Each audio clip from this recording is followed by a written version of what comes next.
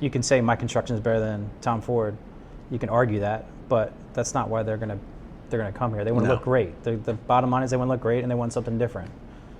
So that's what I try to do, is give them something different than what those other brands are offering. Yo, today we're going to talk with Aleks Musika, who's the creative director of Musika, and we're going to talk about something the everyday man should have an interest in. What makes the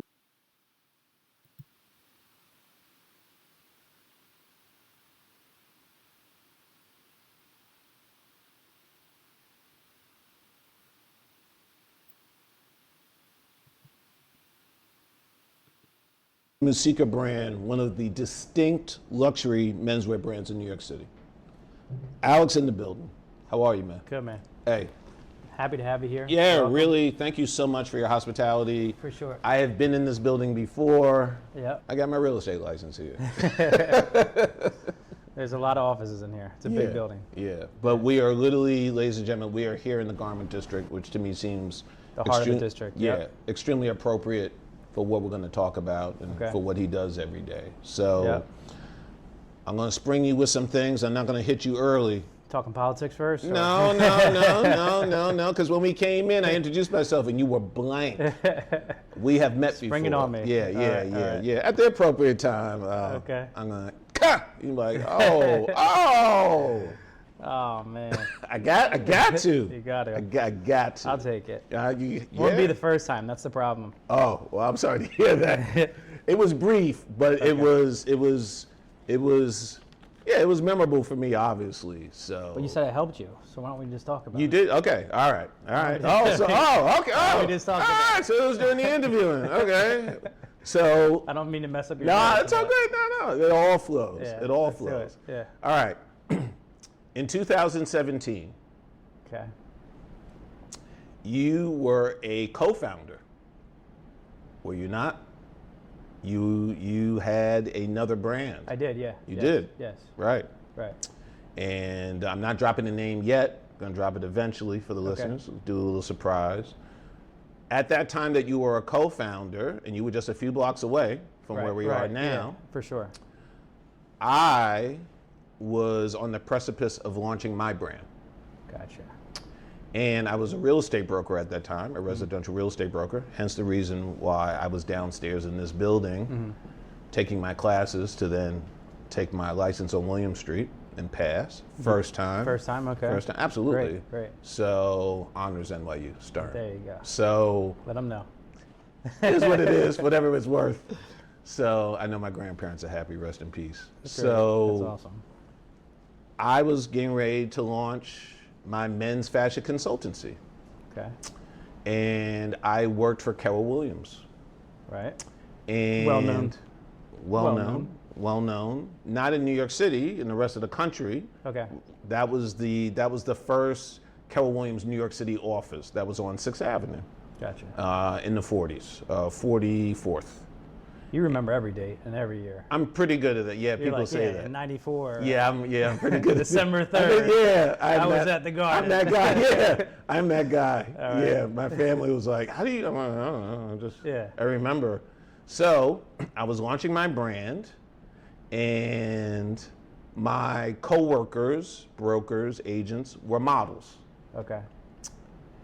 You and your co-founder helped me out.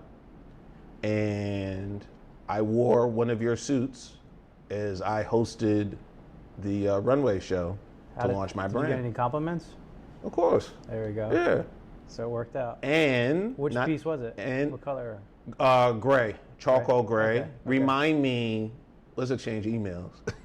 Remind me, and I'll send you. I have a photo of me and my aunt. I brought my aunt to the show. You can text me too. I'm not really good at emails. All right. Well, then you have to give me a number. So, yeah. But funny thing about that suit, Did you have the same haircut back then? No. See, that's what's throwing me off. Well, you didn't have the same haircut back then either. I mean, it's changed, it's changed a few times. Yeah, like, come on, bro. I'm ready to buzz it off, so I'll change I'm ready to buzz it off, too. I don't know why I do it at the end of the summer. I should have do it early in the summer, but I ended up usually do it at the end of the summer. Well, this is COVID hair for me. This is the third time I've done it like this. Yeah. People love it. And every time someone gives me a compliment, it's like a stay of execution for another month. Right, I'm like, I can't cut this. Exactly. They're like, oh, it's so nice. It's so cool. It's so I'm like, all right, okay. He gave me a week. Yeah. I think a week. I think September. Right. September. I'm gonna cut it. And the good news, as you know, it grows back if you're lucky. That's true. So it does, yeah. But when I met you, you had a different hairstyle, so you can't run that on me. All right. So, in addition to me rocking your suit, we had your whole team, Jesse, Aaron. Right, Aaron. Yeah. Yeah, we had a whole setup. And Maybe Zaire was there too. I don't remember him because I don't know. I thought it would have registered. I wasn't sure. Maybe. Yeah, he's a stud. That's why he's here. All right, I'm sure. But he started as an intern. Okay. But you, we had a whole setup for you, for people to look at your gear. Yeah. So, and we said, what's up? We shook hands.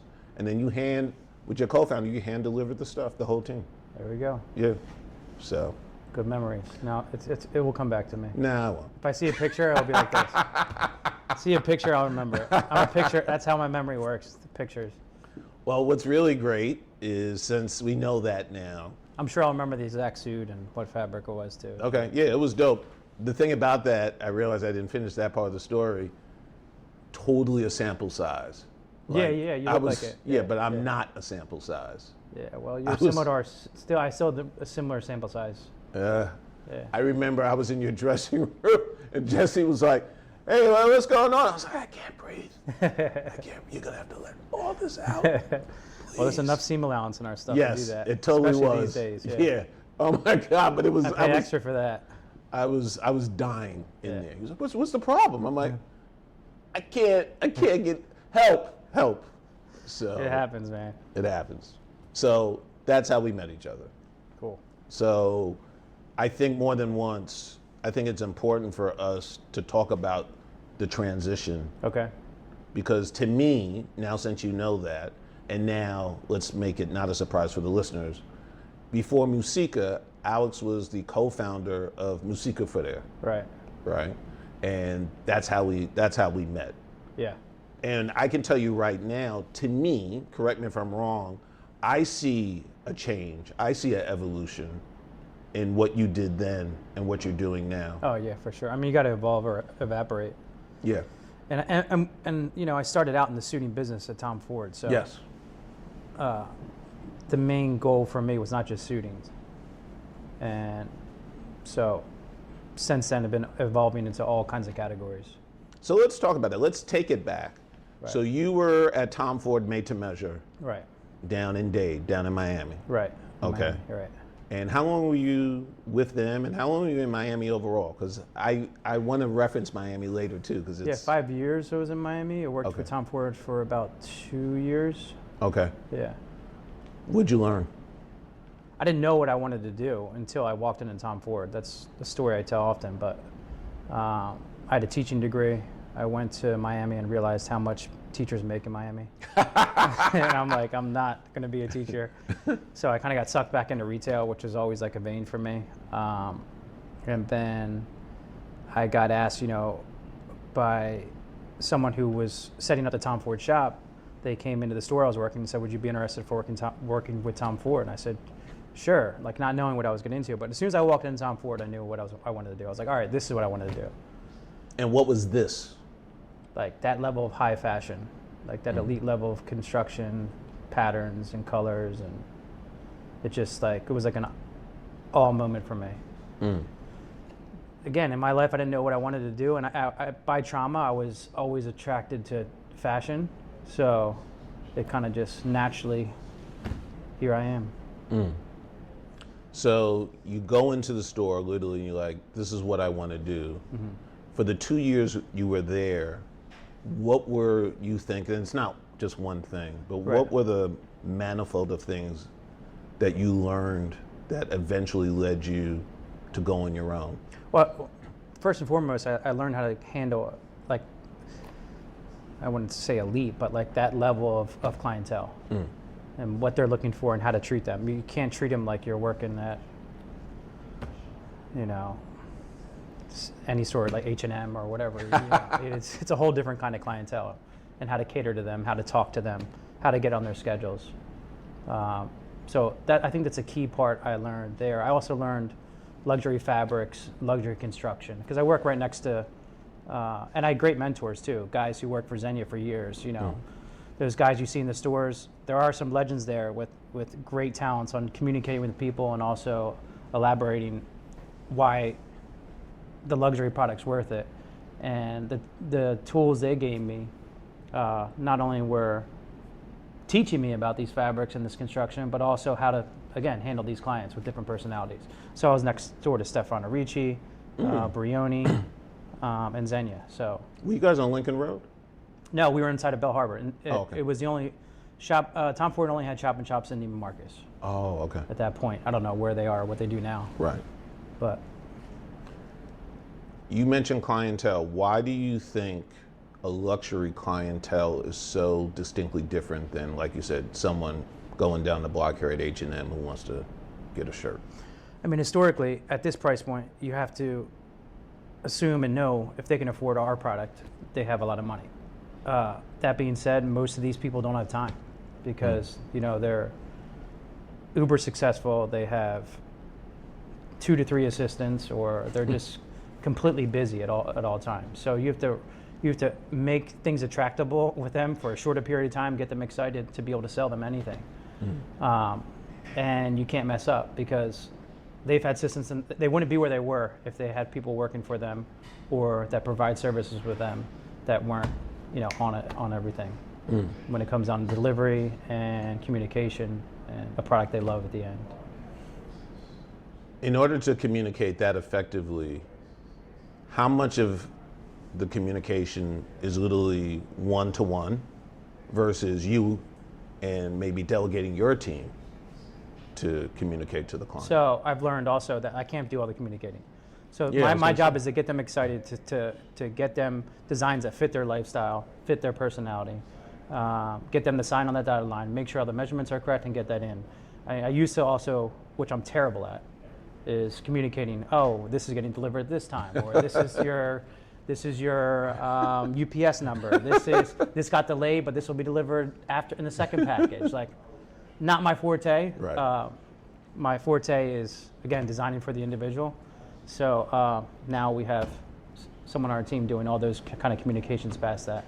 And also following up with, in the industry we work in, and the way I work is to keep things fresh, to keep things different. There's no particular vendor or fabric vendor. People are like, oh, we use Xenia fabrics, or we use Scabal fabrics. It's whatever, like, I'm interested in that season.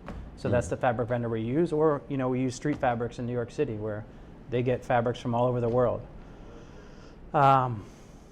But that being said, there's always fabrics that are out, or there's fabrics that get delayed in shipping, and that's stuff that I delegate now to make sure the client is informed and know things are delayed, or we have to sub something out. So when we talk about this luxury clientele, we're talking about athletes, Right?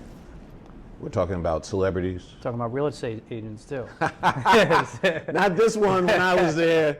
Yeah, no. I even went to your sample sale and I was like, all right, peace. Okay, take it easy, guys. You and me both. Yeah. I can't afford myself. I was like, this is quite nice. Yeah. Okay, bye. Right. The one sample sale you had, you're like, come back. I was like, All right. no. Yeah. But it was dope stuff. It Yeah. was totally dope stuff. Yeah. But I think also, and this is to me an interesting conversation I think to have. We were talking before the interview about how these individuals, this is not what they do. They are interested in fashion, but let's say they're not students of fashion. They're not students of the game, right? Of course. So they don't also, to your point, they don't have the time even, right? No. I have a semblance of an idea. Please do this. Yeah. Please quickly understand me. Get my shorthand and make this happen. Yeah. And that's what I'm not to interrupt you, but that's what I feel like. And when you're designing for somebody, you have to quickly, especially again with our clientele that we're talking about, quickly understand them, quickly understand where they go, quickly understand what they want to look like. Some guys don't even want to look too flashy. Some guys, I've had clients say, I look too good, honestly, in this. Like, I don't want to wear this. They want to keep a low profile. So you really have to. I think there are two poles. I've been, you talked about evolution, right? When I teed that up for you. I know even from myself and what I'm doing, I realize now you either want to stand out or you want to blend in. Yeah. Both are good, both are effective. But it's funny, like sometimes, it's funny that sometimes when I'm looking at your stuff now and I'm like, everything to me is quite bold. Yeah. And, it just seems like pedal to the metal. Well, it's like, for me, I'm a true Gemini too. So you have this clientele. I didn't know you were a like, Gemini. Yeah. Oh, God. I mean, I don't believe in the whole thing, but like I believe in it a little bit. I believe like I'm a Gemini. Like, so I want to sometimes like want to wear something clean and fresh and classic. Right. But then you also catch me like in a bell-bottom pant and a swaggy silk shirt, you know what I mean, with my chains on or whatever it may be. That's me, and that's our clientele too, which is good. I'm able to feed our clientele. I've attracted a clientele like that, which is from Little Uzi to Midtown Banker. You know what I mean? So that's essentially what I wrote. I mean, so like you can have the most like this. This is not a dig at all because they're great at what they do. You can have like a stiff, hedge fund guy in here, but like he wants to be clean and buttoned up. And the craziest he's gone is a cashmere T-shirt on a weekend with some linen pants, and I got to understand that.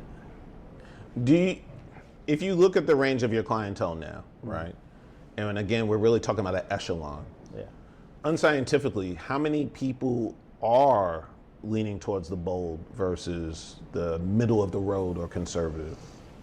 Yeah, I think we went from like a few years ago into people leaning into bold, now into people, like it's so crazy fashion right now out there. It's so oversaturated with like just bizarre stuff that's going on in my opinion, that like people, there's a certain amount of people that don't know what to wear just because of what they're seeing and then what they see themselves and like there's absolutely no way I'd wear that, or how can I pair a rock T-shirt with pipe pants and rips all over them, I don't know. And it's just so I feel like the fashion game right now is so convoluted when where they usually get their fashion from, which is celebrities and athletes. And Instagram and Pinterest, right. Which is so different than when we were coming up, in which it was looking at your friends, looking at TV, maybe looking at a movie, and then ultimately looking at a magazine.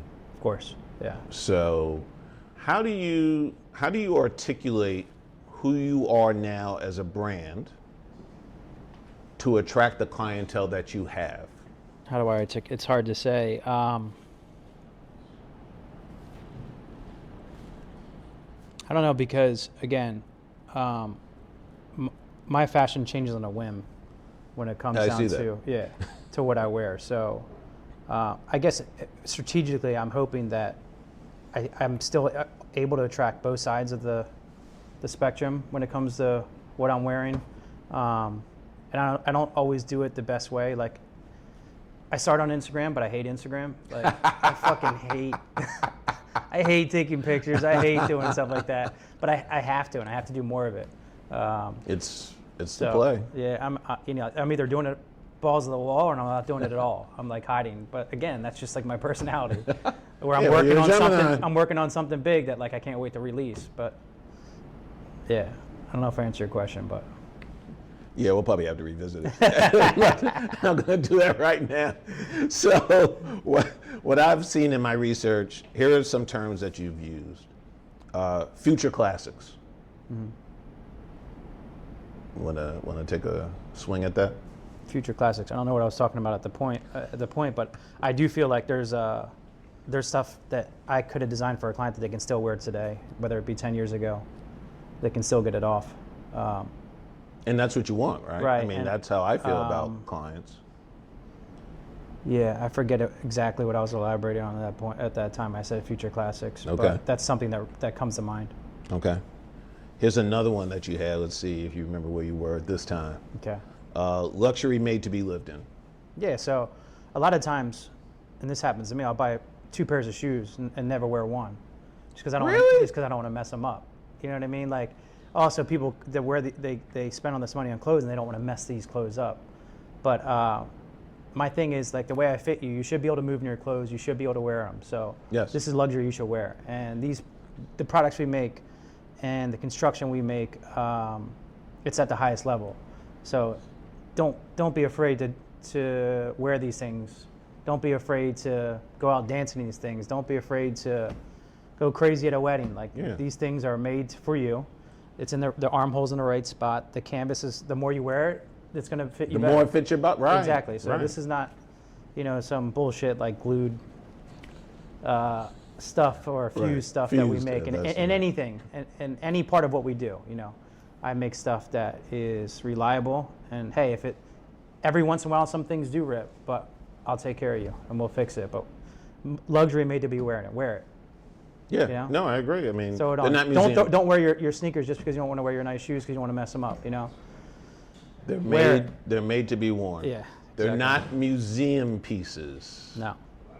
However, you have an item that is in some type of museum. Oh, I do. Yeah. That was probably one of the coolest things. All right, so let's talk about this, ladies and gentlemen. He has a suit. There's a statue of me, and you're talking about the statue, right? I'm talking about the Madame Tussauds. No, I'm just kidding. Yeah, I was like, I don't know. I'm not. Okay. This is what you can follow up with that. I was like, no, yeah, the Madame Tussauds thing was really cool. So, and because it was such an iconic moment like that. Well, let's elaborate. And the only reason why I'm stepping over you is because we're not making it clear about the context. Yeah. So he has a piece of Madame Tussauds. It is of Jack Harlow. Right. Jack Harlow has one of his suits on at Madame Tussauds. Mm-hmm. Your fashion is there for forever, for posterity. Yeah. Now do your thing. Okay. So, I mean, having it there is really cool. Don't get me wrong. I can see it on you, yeah. But, like, the whole lead up to that was just crazy, the way we got it done. Break it down. Yeah, we made a suit, like, last minute for Jack Harlow. Who's one of your clients, obviously. Right, through a stylist. That being said, with anything we do, I could be super excited about, like, a very intricate design that we do that's, not traditional at all, that's going to be a spotlight piece. The client can pay for it, and then seconds, everything leading up to it, it can never happen. They may not wear it, or they may not go to the event, or something like that. So some of these things, you're like, all right, we're gonna make this, and I have no expectations anymore with anything. So this is one of the ones that just exploded. Like, not only did he wear it, but he wore it at Churchill Downs. He shot a music video with Drake. Oh, the Drake? Yeah. That was the suit? That was the suit he wore. I did not realize that. The suit. They carried him like through the dirt, so he didn't get his suit dirty or his shoes dirty. But the cool thing is, like, it's just monumental in the fact that nobody's ever even done. He's from Kentucky. Yeah, he's from Louisville. Right? So, like, everything lined up to that. And then the crescendo was in the museum. But nobody ever shot a music video at Churchill Downs, and he did it live during the event. I know. I mean, it looked live. I was with Drake. So yeah. I'm like, all right, this thing keeps going. So then Madison, like, Tussauds called us. So like, hey, how much is that suit? We want it for him and the. Wow. So they were willing to purchase it. So not they like rebought it, bought another one, and boom, now it's sitting there. How'd that make you feel? It was dope. Because I mean, again, like there's a lot of those projects you don't see that should have been like something like that event. Not that it should have been on a wax figure, but there should be more highlights. But again, in this game, like, things change last minute. Right. And I'm still an up-and-coming designer going against, like, giants and stealing clients against giants, like houses that have been around forever, and their marketing money is insane, and they make it harder and harder to compete with them. We went from, my motto was like, never let anybody borrow anything, to like, now you have brands paying people to wear stuff. Absolutely. So I'm not going to say the client, but I'm not going to say the brand, but this client came in and spent $20,000, had a big award things set up, going to wear all the pieces, like 3 different events for this weekend, a weekend event, and last minute, I'm working with the stylist for this thing, and whatever. Like I said, they got the clothes, and then some things are not in control of me or the stylist, or even the client. Some people over top, like PR, is like, you know what? We're getting paid this amount of money last second to wear this brand. Let's do it. Yeah. They wrote him a check, and he wore, that brand the whole weekend. Right. That's all she wrote. All I'm saying is there's a lot of these things that should happen that don't. So it's cool to see something like that just keep going and going and Right, going. to pop off. Yeah. Is there a distinction? I'm going to try to have 3 lanes here. You may say it's amorphous. Is there a distinction between a athlete as a client, a celebrity as a client, and let's say, a Fortune 100 master of the universe as a client? Yeah, I mean, everybody has their different personalities. It's really just about the personality. Distinction in fashion-wise, or like... Any way you want to slice it. Yeah. The way I look at it is like, just going back to what we talked about before, like everybody has a different personality. You got to be able to... I come from a big family. I got 4 brothers, a lot of cousins, grew up around a lot of people. So luckily I was able to learn how to read a room, read a client, read their tendencies and what they want. But there's very wild real estate agents, and then there's very... No, I'm just saying, like, because they're one of our clients, and then there's very wild athletes. There's very stern athletes that don't have much personality at all, and want very basic, clean stuff. But you do really have to dial into, especially when you're designing specifically for a person, dial into their personality immediately and quickly.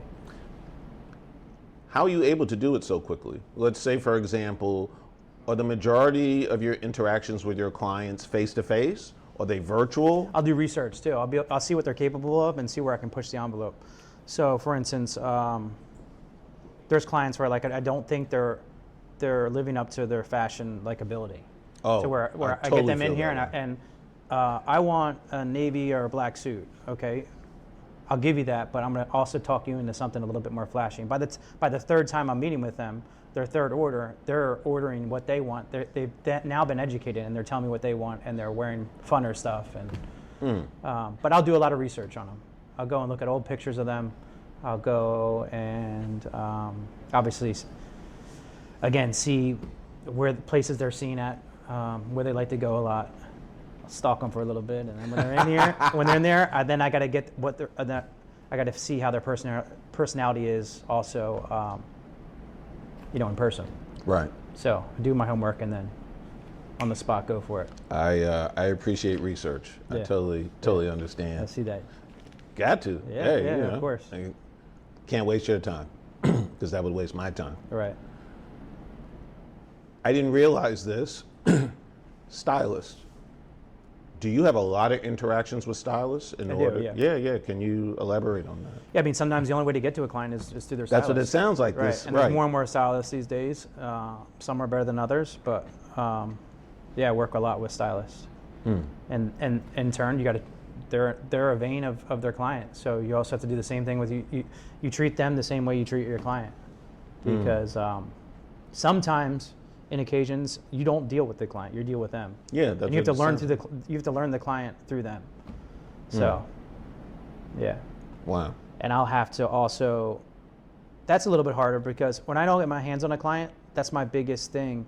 An attribute I feel like is once I get my hand on my client, I get the measurements I need. Also for things I want to sell in the future, I'll take extra measurements for, and I'll know, and different lengths for different kind of silhouettes. But the real trick is sometimes I have to use intuition when here's a client, I want these sketches of designs you made for my client after I sit down with a stylist, and here's their measurements. I'm like, who took these measurements? Like, are these skin measurements? How much allowance is it? Let me see them in this piece. But it's like a puzzle at that point where I gotta put it, and then I make my own adjustments on top every single time. I'll change their measurements. They don't know it, but I do. Right. Yeah. Whoa. Yeah, that sounds like It's wild. Yeah, that's difficult. Thank God, up until now, there hasn't been anything that I can remember recently through a situation like that was like, oh, this fits. This is way too short. Right. What's going on here? I mean, I could always go back and be like, hey, this is the measurement you gave me, but. Right. No, but that's not going to pass, right? No, it's not going to pass. You won't see them again. How would you divide your lines, your categories? I mean, we still have classic menswear behind me and on the other side of the showroom, but then also I'm looking here. We have sportswear. Right. Obviously you'll have formal. I've seen a lot of crazy tuxedos we've done. Yeah. The belted joints. Right. To me, first time I ever saw that was Brioni. Okay. From my history. Gotcha. of seeing a belted tux jacket. Yeah, we do a tie one, and we do like our own kind of own design that nobody else does, which is a belted button one. You wanna describe that a little bit better? Well, I just saw a lot of like, and I'm all about no red tape and suiting, but for me, it just has to make sense. So I saw a lot of like different belted versions. I was like, I got to make my own. I got to make it make sense. So I just designed my own, and it's done well for our clients. It's a double-breasted belt. The finishing button is on the belt, so it wraps around here. Yeah. Oh. I can show you it. I'm sure I got a few around here somewhere. All right. Well, yeah, I would like to see that. Yeah, that's interesting. Explain to me this patch pipe pocket that you're doing now on some of your jackets. Yeah, again, I get bored sometimes, and like, I'll do a double patch pipe pocket, and there's one right there, quadruple patch pipe pocket, but with double pick stitch. I don't get too crazy where it doesn't make sense visually, but I don't know. I just out of nowhere kind of like just sketched it up and went with it, and it's been my go-to from me personally. I've been seeing, I saw it a lot. I'm always a big patch pocket fan because, to me, you can always. Little fashion tip here. You can always dress down. Even if it's a gray suit, a business suit, I'll try to throw a patch pocket on it because a guy in Midtown can then throw in some jeans and a white shirt and go out for dinner afterwards and not look like he's wearing a suit jacket, with traditional flat pockets. So, but there is, if you have a fun pattern on top of it, it really doesn't matter because it's fun enough. But I'm just saying, generally, patch pocket, I got a little bored of it, so I started switching up the patch pocket a little bit different. That's the evolution of the patch pipe pocket. Okay. For those who are just listening and not seeing, Alex knows I have a gray window pane suit on with a flat pocket. May change in the future when he's making his excuse me, I did not say I didn't have suits with patch pockets. I'm sure you do. I got a range. Oh, informal, I do traditionally stick to, unless it's a really fashion-forward piece, which I have thrown on some different pockets on it, but traditionally, for formal, I do like a pipe pocket. I want to go back a little bit to Tom Ford and then fast forward to today. I believe, from what you quickly said about your experience there, that what you're trying to do here now is it's not just a luxury brand, but it's a lifestyle brand. Would that be accurate? Yeah, that's the end goal. Okay. Lifestyle brand. I mean, Tom Ford did it best. I feel like most recently when he evolved into what he's built and then retired is, he started with gold, which is like luxury men's suiting, but his fragrances are what he sells. Like, it's where he makes the money, and he's doing everything now. Or he's not anymore, but his brand is doing everything now, from freaking boxers to tuxedos. So that's where we're trying to get. You can't really, to me, suiting is, I would like at some point to get off the rack suiting, but off the rack suiting is just not it for me. I feel like it never really fits the bill for about 80% of people. And you literally mean the fit? The fit, yeah. You just can't get things right. You don't get them the way you want. It doesn't look right. So the suiting part, I think, will always be hands-on for this brand. But I do think down the line, the goal is to have items that you can go grab a medium off the rack and wear it. When it comes down to like bomber jackets or bassoon jackets or shirts and boxers or wherever it may be. The money makers. Right.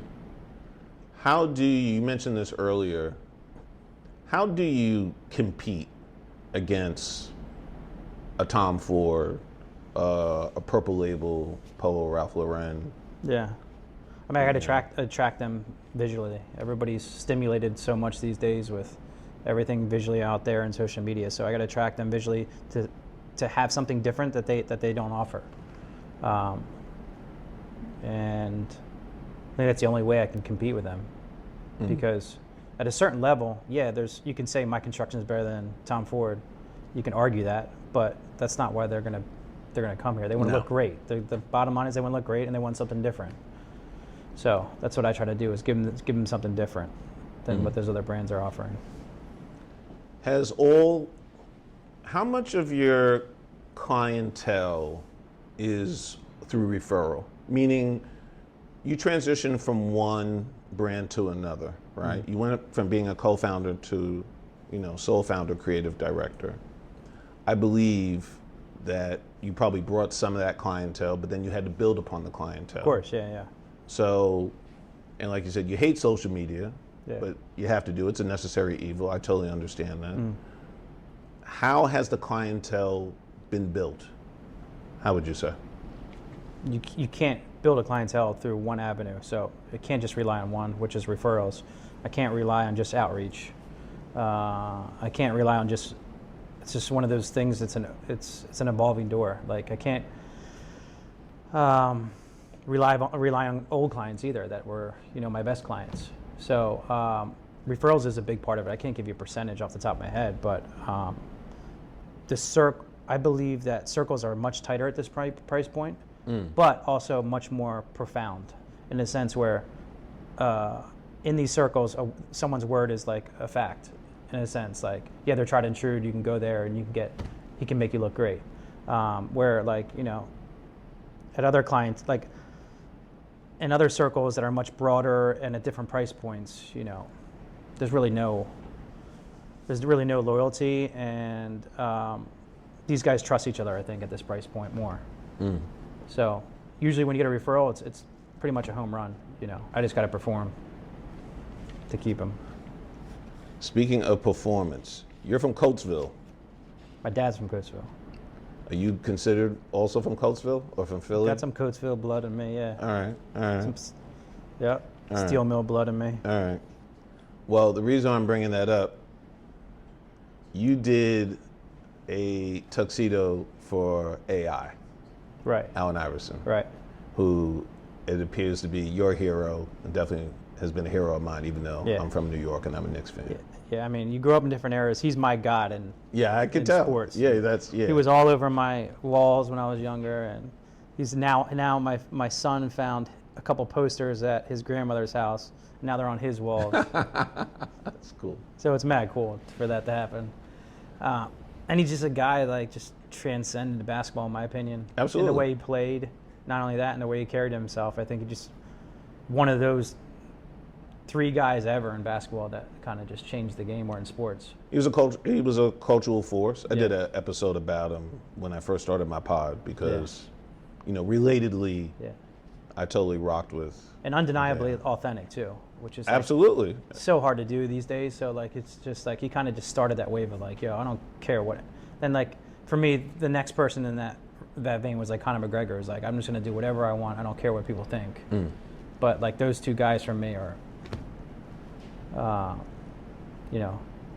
2 of my favorite celebrities. So how did this fitting AI for tuxedo? So it's actually through a friend of mine we grew up together. He has his own brand too. He couldn't make a piece in time and asked if I could help out. So it was kind of a little collaboration. Wow. He had the connection to him. And he's like, yo, AI can you help me out this AI piece? I'm like, let's do it. Like, yeah, AI, don't. Right, you're like, through a wall. Anybody else? I'm just kidding. I would help him out. But, No, I know what you mean. But you were amped. Let's do it. Yeah. So we got a piece quickly made and got it embroidered and stuff. And he wore it at one of D Wade's. Yeah. At D Wade's. Yeah. Which Marquette in his day was one of my favorite players too. Oh, okay. Yeah. So. But yeah, it was cool. I mean, I don't really think about these things, but when we talk about it, I'm like, wow, AI actually had a piece from our brand. It's pretty cool. Which is kind of cool. It's pretty cool. I mean, you're a Philly guy. Yeah. That's a full circle. Yeah, he's the man. He is the man. We have that in common. That could be a separate interview. There's no question. We'll talk sports one day. Yeah. My other guy we're talking about is Randall Cunningham from back in the day. Oh, like, he was just so much swag, like the big visor. Randall, yeah. wow, those days, that's crazy. Long and lanky. My cousin would be into this. Like, yeah. It's just awesome era of sports, and he was way ahead of his time. Yeah. So I could go on for days about that era, but we'll stop. So let me see. You've now explained I do this sometimes because you're a Gemini. So I'm totally going to accept that. Okay. Yeah, I totally understand that now. For your sportswear, and to me this is obvious, but I just want you to confirm it. I totally see a Miami vibe. Yeah. I always, like, I'm a huge fan of the cartel kind of Miami Vice. It's always been like a thing for me. A touchstone. Yeah. Like I love Miami Vice. That's one of my yeah, favorite the shows. Nintendo era, like that kind of stuff, like that kind of just like in your face kind of like silky like luxury. So it's always just been a thing for me, and being in Miami I would still probably would have done the same thing and still had this kind of like part of my brand, but I'm sure it helped being in Miami and seeing it firsthand. Yeah, I think it's obvious. It's so. Right. I mean, some of this stuff definitely harkens back to Versace with Right, your prints. exactly. Yeah, There's for no. sure. I wear prints all day. I don't care. Okay. Up and down. But yeah, it's probably a huge part of the brand and things I design. I'm never afraid with prints or silks. How do you think clients feel about prints and silks? Yeah, it depends. You know, I got to offer it to the right person. I'm not going to show it. I'm not even going to show it to certain clients. Sure. You know what I mean? I don't want to scare them and be like, "What the hell is this?" It's like, but there's guys like I know. I'm like, dude, this would be great for you. Like, just based on their personality and who they are. Yeah. So, Matching. yeah. Matching. So, Makes sense. so when they're in here, you know, like we talked about before, I got to know quickly what they may or may not like, and also you get a vibe off something you show them. You know, the way that they look at it or their facial expression. So yeah. You have to, like you said, you have to read the person. You have to read the room. Right. So that totally makes sense to me.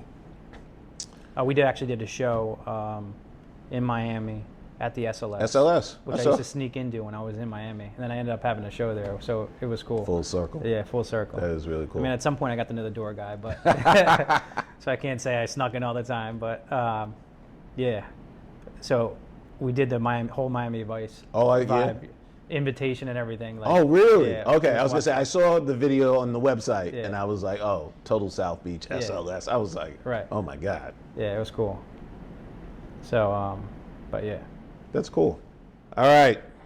What has been, and I know you're about anonymity, what has been the best experience you've had with a client? And, you know, one that stands out. Obviously, you can't truly have one, but what was one you would just like, kind of like how you reacted with the AI, like, this is my hero, I can't believe I even did this. What was a situation that's made you go, I can't believe I'm here? I hate not to answer your question, but there's not, to me, my favorite parts about what I do is putting on something and seeing their face, their reaction.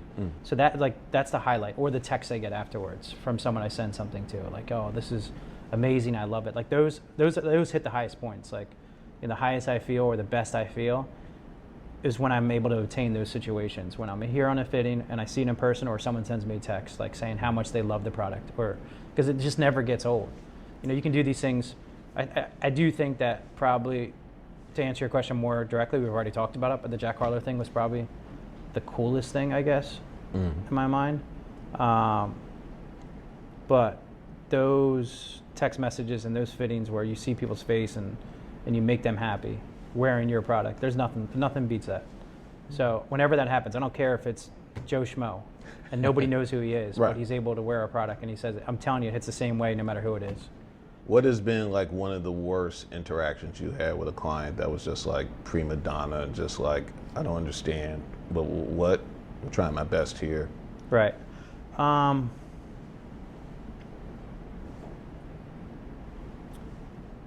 So this is kind of a funny story, and it's like, at this point, like, I know to, again, deal with different personalities, and like, so I kind of go into like a mute, not like an even kill mood, where like, no matter what they can say, I have to deal with it. Like, it's not going to make me upset. Right. I'm going to take care of them as a client, right? But one time we had a client of mine, he's a doctor, and he sent me a picture of his suit after he went to a wedding, and there was like wear and tear everywhere on it, like as if he like got in a bar fight or something. So he's telling me, man, I can't believe this pants came, they ripped here, and you can see the stitching come off of the sleeve here or something like that. I'm like, I'm sorry, but I was really blunt. Like, usually I'll be like, all right, we'll fix it, don't worry about it. Like, dude, what were you doing? Right. You want to be real with me? Right. Like, and he broke down. He's like, yeah, I was breakdancing at the wedding, all that kind of stuff. So like, he like kind of came at me like he was mad at first, and I was like, there's just no way. Like, I know how these things happen. Like, there's no way. This is not a one-off that something just went haywire. Absolutely not. But like, I could have handled it a different way, and it could have been a really bad situation. But that was probably the most obvious. Like, there's just crazy situation where I'm like, dude, there's no way that you didn't like just have an absolutely wild night in this suit. So that was probably one that stuck out to me. Okay. Here's the thing that I think you're going to be surprised, but maybe you're not surprised. I would be really remiss, particularly in light of how we met. I've always wanted to know this. Okay. So I'm going to hit you with it. Hit me.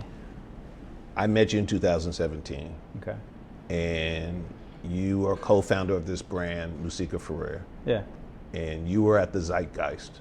You know that. Yeah, of course. You were. Yeah. I see this Times article, you know, I'm getting ready to meet with you guys, and I'm like, these are the guys from the paper. Right. And then you two were so cool to me, like, hey, what's up? And I was like, hey, Yeah. all right, you know. And like I said, when you and the team hand delivered all the stuff, Right. like I was blown away. Right. Yeah. I was really impressed. Of course. I fell in love with what you guys were putting together and your ethos, right? Yeah. And then it blew up. Yeah, I mean, everything from the outside in on anything is really not what's going on. Sure. And partnerships in anywhere, whether it be a marriage or a business partnership, is always not a great thing in certain situations. So you have the idea and good intentions going into something, but certain things don't work out between individuals. And for me, also, I just wanted to go and do a different thing too. Like I thought, especially at the point where we separated, was where like around the pandemic era. I mean, before pandemic era, everybody's wearing suits and wearing nice clothes and wearing, even their casual clothes are nice, or they're worried about what they're going to wear. We went through a period of time right at that era and going into that era where people weren't wearing suits as much. So it wasn't. Right. So I knew I had to evolve too as a designer as well. There's different things that I wanted to do. So we went our different ways, and here we are now. How did that feel when you broke up? How did it feel?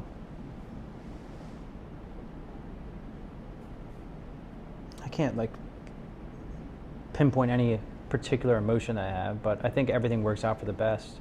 It was a learning situation, I think, for us both and for us all, and everybody in the company. But I'm glad where I'm at and what I'm doing personally. Mm-hmm. But the game's fashion changes so quickly, and again, we were going to a point where no matter what we were doing, it could have been the zeitgeist of suiting or the next up and coming suiting, but I think that changed, and I think fashion's changed since then. It did change quickly in retrospect, if you think about it. And you look at what the pandemic did to people and what people are wearing again, there's still, I feel like 40% of the people that are lost are not wearing anything nice that they did before. I agree. So the change had to be made. No regrets? No, I don't regret anything. And I wouldn't change anything either. Anything in my life, because I believe in the ripple effect. You know, I wouldn't have the exact kids I have right now if I went out one door and out the other. So I truly believe that. Okay. So like, I wouldn't change nothing. And it goes back to what's the most important to me, which is my family, my kids, and my wife. So I definitely wouldn't change anything. Okay. Lightning round. Why is fashion important? I think it speaks to who you are. Fashion, I believe in first impression, and the way you carry yourself and the way you put yourself together. That's how your house is, and that's how your car is. So like, that's what it looks like inside. So like, I think, you know, if you're wearing a dirty T-shirt and some shoes, like you got a bunch of McDonald's cups in your car too. So it's like, I just feel like fashion is very important. How do you present yourself and what you want to be perceived as. And first impression is the most important thing. especially if you're trying to get things done in this world. I agree. What difference has fashion made in your life? I can make this a longer answer if you want. It's up to you. It's Your nickel. Yeah, fashion is obviously what I do. Besides the family part, which is a separate part of my life, but it's the most important thing that I do in my life, and it's always been at the forefront of what I do because, again, to go back, I had 4 brothers. My mom made me wear hand-me-downs, and that's where I think everybody, a lot of people who go into certain things, they do it because some sort of tragic event. You said trauma earlier, and I let that go. To me, it's like trauma that forced me into like the skill set I have now. It was just, it's a natural skill set that I had to fend for myself at a young age to wear what I wanted to wear, because I wasn't going to wear my brother's stuff. From like, my oldest brother is like mad older than me, so it's like I'm not wearing his clothes. Like, one day my mom I wore one of his shirts to school. Some kid made fun of me. We got in a fight at school. And my mom said, "So why'd you get in a fight?" I said, "Could you maybe wear this shirt?" And I said, "I'm never wearing my brother's clothes again." She said, "All right, then go buy your own clothes." So I found ways to do that. And it's always been an obsession for me to buy my own clothes and my own shoes. I respect the white bucks with the Verbum Soul. Thank you. I'm big on white shoes. Oh, I know. Yeah. The spirit of my late grandfather was looking down, smiling. Oh, there you go. So yeah, that total Miami. Yeah. I had and have family in Broward and Dade. So okay. You know what it's like. Yeah. I'll never shy away from a light or a white loafer.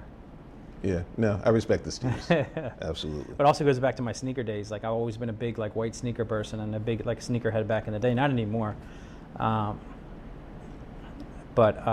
Like that, getting a clean sneaker for me when I was younger was like nothing like it, like a white sneaker. So it kind of evolved into what I do now. It's a part of what I do. So a whiter loafer is always fresh for me. Yeah, I get it. Yeah, I totally get it. What's the top fashion tip you would give the everyday man to look his best? Whatever you put on that feels right is what's best, in my opinion. There's so many different people out there. You can't just say one thing like, oh, this is the suit you wear, and the suit you need, or this is the shirt you need, or this is what you need to look good. If you're searching for something and trying out different things, when you put whatever feels right, don't try to be like somebody else. Whatever totally feels agree. Right on you, you may be striving for something. You may go in a fitting room and try on, 10 different outfits that you saw somebody wear at a designer you like. But like, you'll know when you put it on whether it's you or not. Yep. So I think that's the biggest thing. Don't try to be somebody else because it's just not going to come off right. Totally agree. So, yeah, be yourself, try it on, and if it feels right, that's you.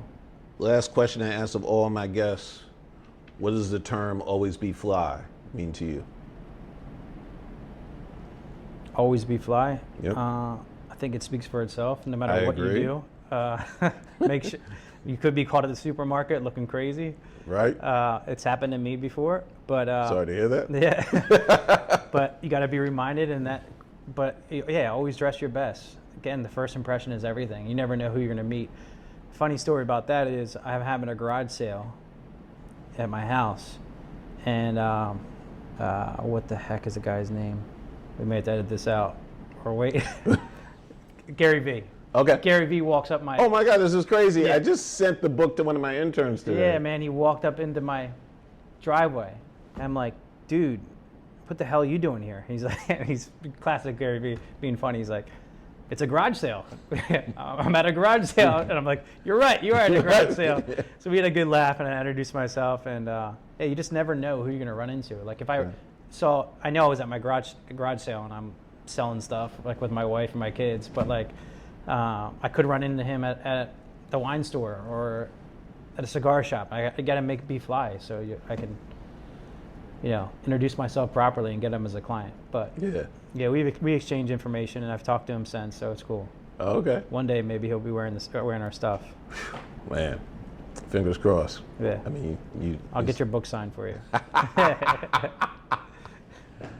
Aleks, I really appreciate the time. We've been trying to do this for a minute, Yeah. and I'm totally glad I could bust on you that you didn't know who I was. Yeah, well, I hope you can't bust on me now after this. I know I'll never forget now. Thank you, man. Thank you. Appreciate you, man. Thanks Absolutely. for coming by.